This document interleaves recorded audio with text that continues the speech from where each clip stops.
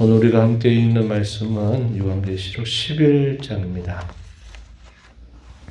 우리가 보고 있는 좀 더 큰 문맥은 일곱 나팔 심판 시리즈가 계속 펼쳐지고 있는 상황 중에 있다는 겁니다. 그래서 첫 번째에서부터 여섯 번째 나팔이 불려지면서 하나님의 심판 역사가 계속 진행이 되고, 그리고 일곱 번째 천사가 일곱 번째 나팔을 불게 되는 그 일 사이에 삽입이 되고 있는 내용이 있다 그랬습니다. 그래서 10장과 오늘 우리가 있는 11장의 전반부 내용은 그 삽입된 내용이 소개가 되고, 그 다음에 11장 마지막 부분 우리가 읽었던 15절 이하에서부터 마지막 절까지의 내용에서는 일곱째 나팔 소리가 이제 울려 퍼지는 그런 모습이 나타나게 됩니다. 앞에서 우리가 읽었던 것처럼 일곱 인에 대한 심판에서도 첫 번째부터 여섯 번째 인에 대한 심판이 소개가 되고, 일곱 번째 인이 소개가 되기 전에 삽입이 되고 있는 내용이 있는 것처럼 그와 비슷한 구조를 가지고 있음을 보게 됩니다. 삽입된 내용은 10장에 우리가 어제 읽었던 말씀에 보게 되면요, 힘이 센 천사가 등장하면서 두루마리 책을 가지고 있어요. 그 두루마리 책을 사도 요한에게 건네주면서 이 책을 받아 먹어라 이렇게 말합니다. 그래서 그것을 받아 먹었더니 입에는 꿀송이와 같이 단데 뱃속으로 들어갔더니 그것이 썼다. 그래서 단맛과 쓴맛을 경험하게 됐죠. 10장 9절 말씀 중간에 보면 그 힘이 센 천사가 작은 두루마리를 사도 요한에게 주면서 이렇게 말합니다. 갖다 먹어버리라. 내 배에는 쓰나 내 입에는 꿀같이 달리라. 그걸 받아서 그 두루마리를 먹으니까 역시 그 말한 대로 경험을 하게 된 거죠. 그 마지막 절 11절에 보면 내가 많은 백성과 나라와 방언과 임금에게 다시 예언하여야 하리라 이렇게 말합니다. 이 두루마리는 복음을 상징하고 있는 것임을 말해줍니다. 그래서 달고 쓴맛을 다 가지고 있다. 이 말은 복음의 말씀을 듣고 그 말씀을 경험하는 사람에게는 그 어떤 것보다도 단맛을 경험하게 되지만, 그렇지 않은 사람들에게 이 복음은 매우 쓴 것을 경험하게 해서 그것을 전하는 이들을 박해하고 또 핍박하는 그런 모습을 나타낼 것을 이걸 통해서 보여줍니다.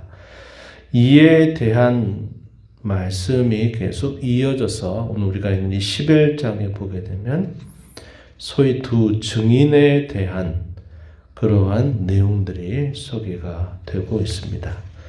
본문 1절과 2절 내용에 보면은 지팡이 같은 갈대 충당할 수 있는 자를 주면서 말합니다. 성전과 제단과 그 안에서 경배하는 자들을 측량하라 이렇게 명령이 내려져요. 그러면서 성전 바깥에 있는 마당은 측량하지 말아라. 그것은 이방인에게 주어진 것이다. 그 기간은 42달이다. 2절 말씀에 그렇게 소개가 됩니다.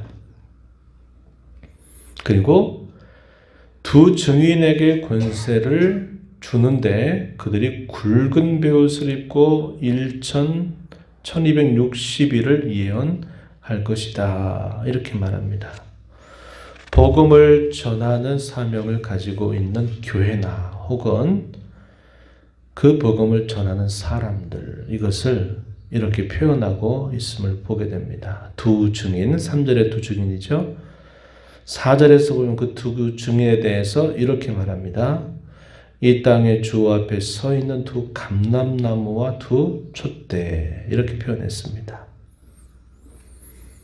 촛대의 역할은 우리가 잘 아는 것처럼 불을 밝히는 역할이 있죠. 그리고 그 불을 밝히기 위해서는 감람류가 반드시 제공이 되어야만 합니다. 그래서 구약에 성전 안에 있는 이 촛대의 모습을 여기서 그대로 상징적으로 표현해 줘요. 세상을 향하여 복음의 빛을 밝혀야만 되는 교회 혹은 성도의 사명, 이것을 여기 감람나무와 촛대 그리고 두 증인이라고 하는 말을 사용합니다. 10절 가서 보면 이 두 선지자가 땅에 사는 자들을 괴롭게 한다. 두 증인, 두 선지자, 또 두 감람나무, 두 촛대. 역시 이것도 같은 뜻을 전달하고 있는 그런 표현이 됩니다. 먼저 왜 이 자를 가지고 성소 그리고 제단 그리고 그 안에 경배하는 사람들을 측량하라고 말하느냐. 이것은 그들을 분리하여서 구별하여서 그들을 보호하기 위한 목적임을 우리가 알게 됩니다. 소위 고난과 박해로부터 하나님의 보호하심과 돌보심을 받게 될 대상들을 그렇게 표현하고 있는 것이고, 성전 바깥 마당은 42달 혹은 1260일 같은 표현입니다. 이방인에게 주었다. 이 42달이 언제인가 넓게 보면 이때가 종말에 대한 것이다. 종말이라고 하는 개념은 여러 번 소개하듯이 예수 그리스도께서 이 땅에 처음 오실 때로부터 재림하시게 될 때까지 모든 기간을 종말이라고 말합니다. 그걸 말세 혹은 종말이라고 부르는 거예요. 그 기간 동안 이방인들의 권세 아래 두는 것을 잘라내는 것입니다. 거기에는 측량하지 말고 성소 안에서 그리고 제단에서 경배하는 사람들만 측량해라. 이 말은 그들을 분리하여서 그들을 지키고 보호하겠다 하는 것을 가르쳐주고 있어요. 주의 교회를 위한 우리 주님의 보호와 돌보심을 이 상징을 통해서 잘 보여주고 있다 하는 것입니다. 그리고 우리가 읽었던 이 두 증인의 권세는 이들이 하는 먼저 역할에 대해서는 우리가 읽었던 3절 말씀에서 보면 이들이 무엇을 하는가? 굵은 베옷을 입고 1260일을 예언한다. 굵은 배, 회개를 상징하고 있는 표현이죠. 회개와 겸손한 마음을 가지고 이 말세라고 하는 기간 동안 복음을 전하는 일에 대하여 이렇게 표현해주고 있고, 이들에게 부여된 권세에 대해서는 뭐라고 말하냐면 5절에 보니까 그들을 해하고자 하면 그들의 입에서 불이 나와 그들의 원수를 삼켜버릴 것이다. 누구든지 그들을 해하고자 하면 반드시 그와 같이 죽임을 당할 것이다. 이 복음의 권세를 가지고 있는 교회나 성도들을 원수들이 이겨내지 못할 것을 이렇게 표현해주고 있다 하는 것입니다. 그런데 한번 이들이 큰 시련을 당하게 될 때가 주어지는데 이 두 증인이 순교하게 될 것에 대해서 말해주는 내용이 7절 이하로부터 10절까지 소개가 됩니다. 7절에 보시면은 그들이 그 증언을 마칠 때에 무적행으로부터 올라오는 짐승이 그들과 더불어 전쟁을 일으켜 그들을 이기고 그들을 죽일 것이다. 이렇게 말합니다. 이 말을 다르게 말하면 그들이 전파하게 될 이 복음의 말씀을 마칠 때까지는 원수들이 아무리 그걸 막고 죽이려고 해도 그들이 도리어 화를 당하게 되지만 이 증언을 다 마치게 될 그 즈음에는 원수들이 이길 것을 말하죠. 그들을 이기고 그들을 죽일 것이다. 그들의 시체가 큰 성길에 있을 것이다. 그 성은 영적으로 하면 소돔이다. 혹은 애굽이다. 그들의 주께서 십자가에 못 박히신 곳이다. 이렇게 말합니다. 이 적대적인 세상에 대하여 이렇게 상징적으로 표현하고 있어요. 그래서 이 증인들이 죽임을 당하게 되는 그 시간은 사흘 반이다 이렇게 소개합니다. 9절 중간에 보면 백성들과 족속과 방언과 나라 중에서 사람들이 그 시체를 사흘 반 동안을 보며 무덤에 장사하지 못하게 한다. 이렇게 말합니다. 그들이 승리했다고 기뻐하게 될 그 순간은 시간으로 말하면 사흘 반, 매우 짧은 시간에 지나지 않을 것이다. 그러나 이 사흘 반이 지나고 나면 11절 말씀에 3일 반 후 같은 말이죠. 사흘 반 후에는 하나님께로부터 생기가 그들 속에 들어가매 그들이 발로 일어서니까 구경하는 자들을 크게 두려워한다.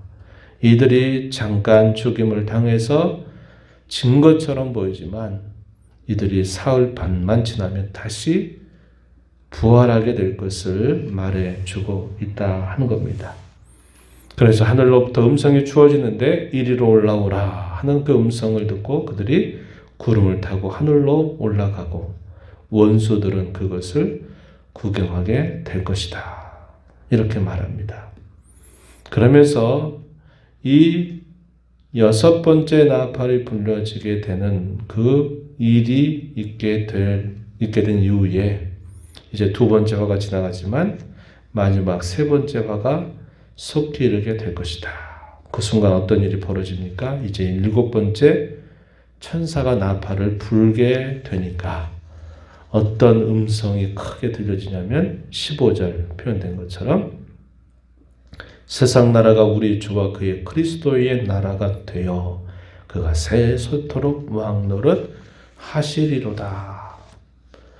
최후의 이 심판 직후에 이 세상의 나라가 그리스도의 나라로 변화되어서 그리스도께서 왕노릇 하시게 될 것이 이루어진다. 이렇게 말해주고 있습니다. 그 일이 이루어지게 될 때 24 장로들이 경배하면서 하나님을 찬송하는 말씀, 여기 17절 이하로부터 쭉 소개가 되고 있음을 보게 됩니다. 이것은 교회가 이 세상 가운데서 감당하게 될 이 복음 전파의 사명, 그것은 복음이 다 전파되기 전까지는 하나님께서 그의 교회를 굳게 붙들고 계신다는 겁니다. 이 복음이 다 전파의 사명을 완수하게 될 즈음에 잠시 동안 극한 박해와 시련을 당하게 되는 일이 있을지라도 잠시 후에 결국 다시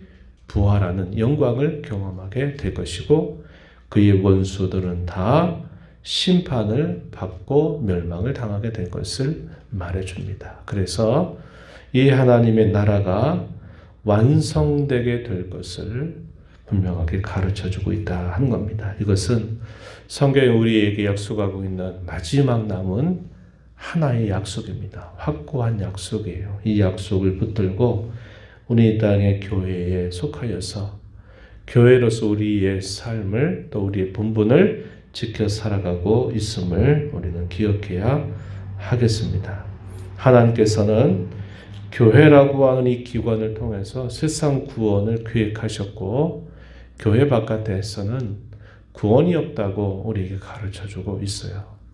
교회가 가진 영광스러운 이 권세, 그것이 저와 여러분에게 또 이 땅에 있는 주의 교회에게 주어진 큰 본분임을 기억하면서 이 복음 전파의 사명을 잘 감당하는 저와 여러분 되기를 진심으로 바랍니다. 하나님 아버지 감사합니다. 이 새벽 시간에도 저희들을 깨워주셔서 오늘도 하나님 앞에 저희들의 걸음을 인도하시고 오늘도 계시된 주의 말씀을 통해서 먼저 저희들이 주의 영광스러운 교회로 부름받게 된 것을 감사를 드리옵나이다.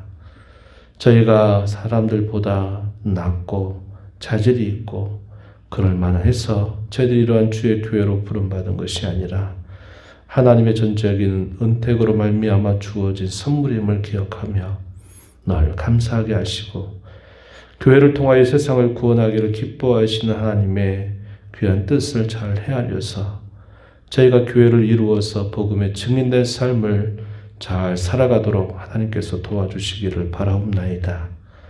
마지막 때를 살고 있다고들 말합니다. 이제 더 마지막이 가까워진 때를 살고 있는 것만큼 이 사명을 잘 기억하고 감당하여서 주의 오심을 준비해가는 저희들의 삶이 되도록 인도하여 주옵소서. 은혜의 보좌 앞에 나와서 아버지 은혜를 구하는 모든 심령들의 간구를 기울이시며 응답해 주시기를 바라며 예수님 이름으로 기도하옵나이다. 아멘.